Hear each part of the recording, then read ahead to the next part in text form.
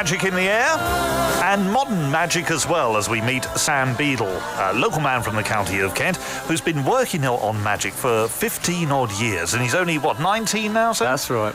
It's not bad going, is it? So, your first trick, can you remember your first trick? My first trick, yes, it was a card trick, actually. It was a spelling trick, where someone picks a card, you shuffle it into the pack, and you spell out their card, and it ends up being the right one. That was my first card trick. And you were 4 when you did that? I was. Blimey! That's going some, isn't it? Now, let's talk. We're talking a minute about your 2 big shows coming up in Borstal and Rochester soon. But let's talk a little more about your own company. You've decided, haven't you, to launch a modern magic company. What prompted you to do this? Well, I've been thinking about the way magic is presented these days, and I've got kind of tired of the usual sort of tailcoat, top hat and pigeons flying out of sleeves kind of thing.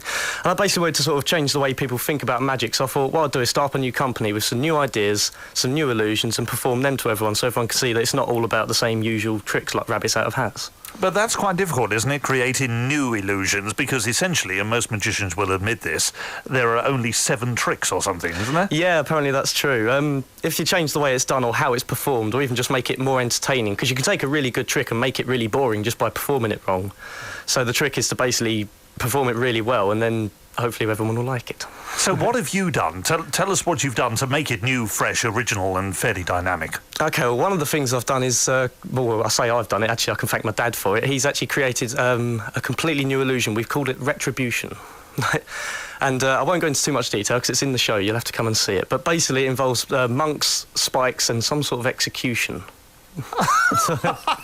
Oh, now that's my idea of fun. Pretty spooky stuff. And in fact, what you do, some of what you do is spooky, isn't it? It is a bit, but no worse than Scooby-Doo. The show's, like, suitable for everyone.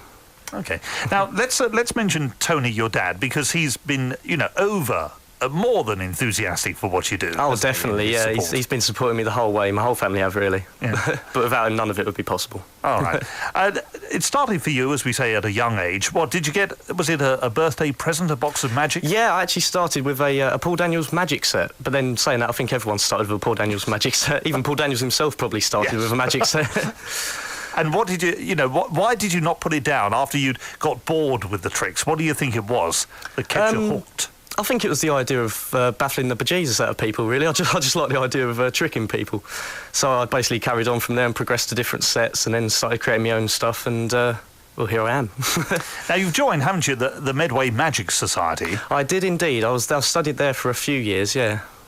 I've never been. What's it like? Do people sit around and show each other card tricks? I can't imagine it. Yeah, well, when I joined, it was basically a group of magicians a group of new people I'd never seen before, performing magic everywhere in the room. I just walked in, there was people flying things around the room, cards flying everywhere. It was good fun, and I learnt a lot there. And do you have to impress in order to become a member? You do. You have to take an initiation of, I think it's 15 minutes. But I managed to blag my way in without actually performing.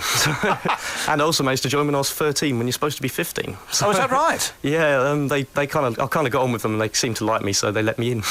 Now, let's talk a bit about your stage persona before we talk about the actual shows themselves. Okay. What do you go for? You say you're not top hat and tails and doves. No, well, with this show, it's a bit different. I've got these like powers, you could say. I'm not saying I've got powers, but in the show it sort of looks like I have, because I sort of appear from this box and I've got these white hands, white hair, all sort of glow in the dark and spooky stuff.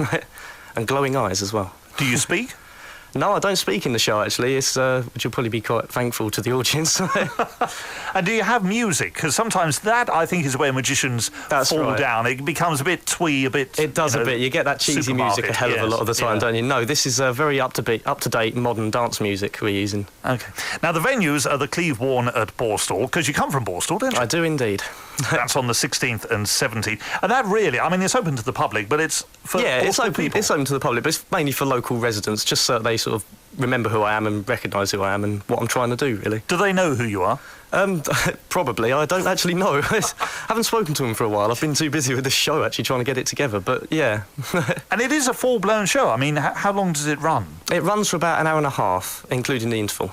Right. Which is quite tough, actually, of doing just solid magic all the way through it, because even big Las Vegas shows, they tend to sort of break it up with different forms of entertainment in between them and that. So usually magic shows last about 40 minutes or so, but a full hour and a half show. You see, if you're a singer, you can kind of build, can't you, the songs That's and then right, have a grand finale and maybe even a encore song. Is it much the same for magicians? It's similar, yeah. With an illusion show like the one I'm doing, because there's big illusions in it. It's not just like close-up magic. There's grand illusions. There's juggling. There's dance in it. Things flying around the place. It's going to be good fun. Blimey. And it's also the same show which you're taking to the Corn Exchange in Rochester on the 8th of July. That's right, yeah. That's the big one, you could say, for me at the moment, yeah. How long? You must be working every hour God sends to... Oh, yeah. I haven't stopped. I haven't slept for about 2 months, actually, just trying to get this show together and get it up and running. And the tricks you've devised yourself and with help built? Sort of, yeah. What I've done is I've taken some illusions that have been done and revamped them and given them a new lease of life, you could say. Right. And some you've developed yourself? So some of them, yes. Some, like the Retribution one I was talking about earlier, that's completely new. And there's a few other ideas. I'm trying not to give too much away. No, you're being very good. You're being very discreet here. Well, look, I'll tell you what we'll do. We'll break for the travel news. Okay. Then we'll come back. We'll chat some more. We'll give all the details out of ticket prices and phone numbers and that sort of malarkey. And we'll put into the test Sam Beedle, who's here, claims to be a man of magic.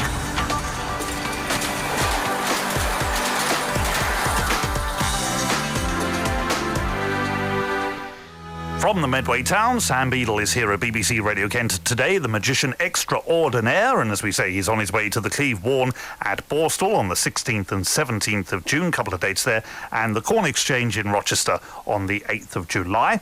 Tickets are priced at, £6 for the Cleve Warren? That's right, yeah. Yep. And £6.50 for the Corn Exchange. And we'll give you the phone number in a moment or two. I just think when you were young, when you were mega young, there must have been a period between being sweet and being experienced and the middle bit, in that sandwich, you were blooming irritating, weren't you, Sam? Well, I think my parents would agree with me. I've probably been irritating for most of my life, actually, constantly bugging them with these tricks and that. But that was good. I guess that was good for you because you learned to really battle. Have you had tough audiences? Oh, yeah, everyone has tough audiences, yeah. You get the regulars and that who really don't want to see magic, in which case you just have to sort of finish up and move on. Have you played drunks? Have you played to drunk people? Yeah, actually, I worked in a pub in Chatham doing magic there, and it's quite funny, actually. If they're happy drunks, you sort of do one card trick and get a £5 tip, so you can't complain, can you? And if they're not happy? You run a mile very quickly. Well, let's see how good you are. Lo is here, ready to be bedazzled. I'm not easily fooled. No, you're not. You're know. quite cynical about all this, aren't you? Oh, yes. My magic tricks consist of the one where you... here, give us your cards, Sam, and I'll show you. Okay. Are they set at a certain way? No. This is my magic trick, OK? So I learnt this years ago. Pick a card, Sam, any card. I've got one.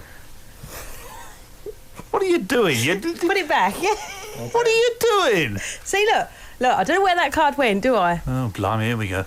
Don't do that. Oh. Anyway, it's failed. You failed, didn't you? Yes, you're not a magician. You're not worthy of entering my circle. It was pretty woeful, but it's pretty bad, and everyone knows it from when they're a kid because you basically look at the card that is in front of the card that you placed in it, and then is that go how you through. do it? Yeah, have you not done that? I've never done that. Oh, you're Marshy. spoiling the secrets now. Next time you come round my house, I'll have to do my magic trick. God help us! Oh, blimey! So if the karaoke isn't bad enough, is that the worst thing when people will say, "Oh, go on, tell us how it's done. Tell us how it's done, Sam. Go on, Sam." No, you get used to it after a while. Do you? Yeah, because usually people say, "How did you do it?" And I usually just say, "Very well." Oh, nice. Are you not That's my allowed slick to remark. tell people? Is that part of the... It's not a sort of set rule, but it would kind of ruin it if you did tell people. And also, you spend, don't you, hours perfecting that's the right. illusion. You spend, years practising how to do these things, and then to suddenly go and tell someone how it's done would kind of ruin the image slightly, wouldn't it? And then, of course, it wouldn't be magic if everyone knew how it was done. Absolutely. That's true. Are you quite dexterous? What's the word I'm looking for? Dexterous. Dexterous. I don't know. Yeah, well, I guess so. I suppose I couldn't really say. I don't want to sound big-headed on the radio. No, he's very good. Now, before we started the interview, you gave me an envelope which is sealed, and I can vouch for this, and you can vouch for this as well. It's very sealed, yeah. And the word written in legend on the front reads simply prediction. It does indeed. I've held it up to the light. I can't see a blooming thing. Lovely.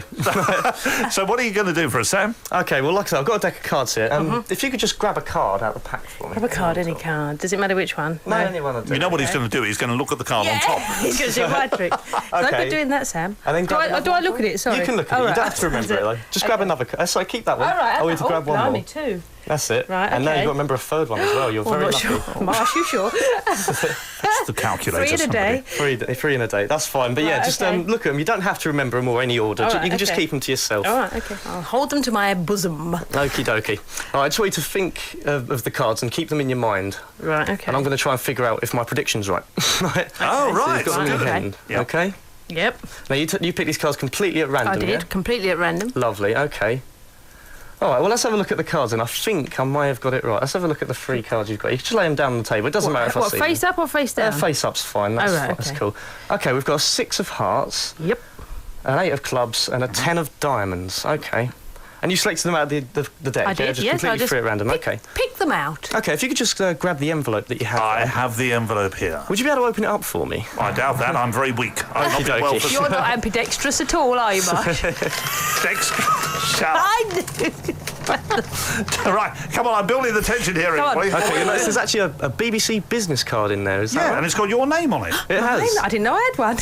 Oh, yeah, sorry, it's in pen. Yeah. Lovely. But not only that, if you turn it over and look at the back of that business card, there should be 3 playing cards written down. Would you be able to read those cards out for me? 6 of hearts, 8 of spades.